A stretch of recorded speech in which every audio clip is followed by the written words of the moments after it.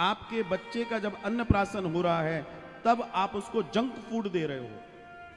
आपके बच्चे ने पहला भोजन जब लिया संसार में आने के बाद तो जंक फूड लिया, वो डब्बे वाला पाउडर घोल के जो पानी में तुमने दिया।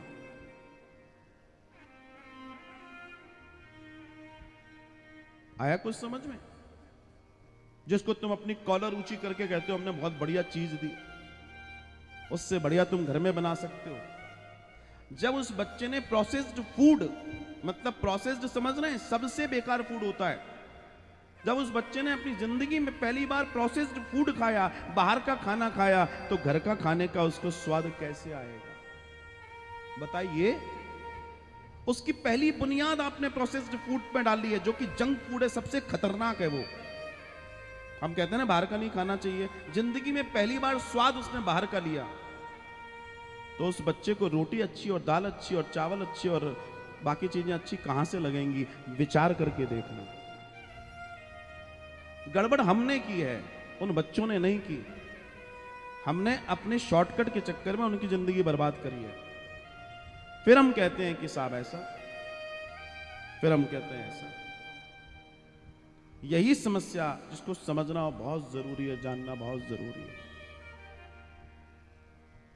आश्चर्य है कि साहब छोटे छोटे बच्चे स्कूल जा रहे हैं और उनके स्कूल के जो टिफिन है उसमें बड़ी बड़ी 2-2 चॉकलेट रखी हैं, बस हो गया तेरा खाना। ऐसी ऐसी कलयुगी माताएं आ गई हैं आजकल, ऐसी ऐसी कलयुग में माताएं आ गई हैं। विचार कीजिए, बच्चा 8 घंटे के लिए स्कूल गया है और तुम्हें अपनी नींद इतनी प्यारी है कि तुम उसको खाना बनाकर नहीं दे सकती हो। उसके टिफिन में क्या क्या रख रही हो मुझे बताने की जरूरत नहीं है। ऐसा कलयुग आ गया है। विचार कीजिए,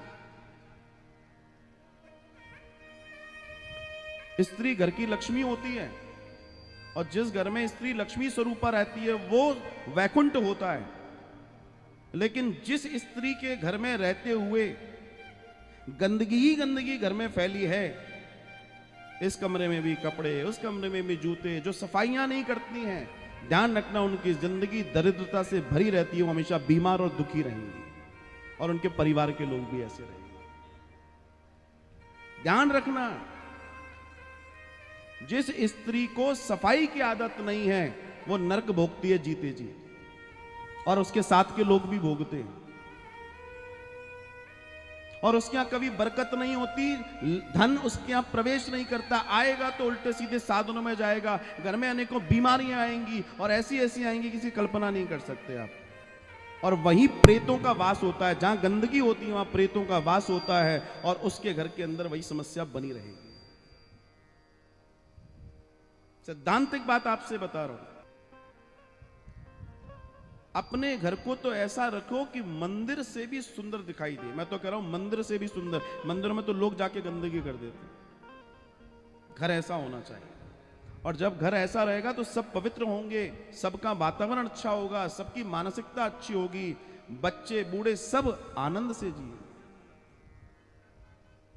ध्यान रखिए। लेकिन जिनकी प्रवृत्ति तामसी होती है उनके यहां गंदगी मिलेगी।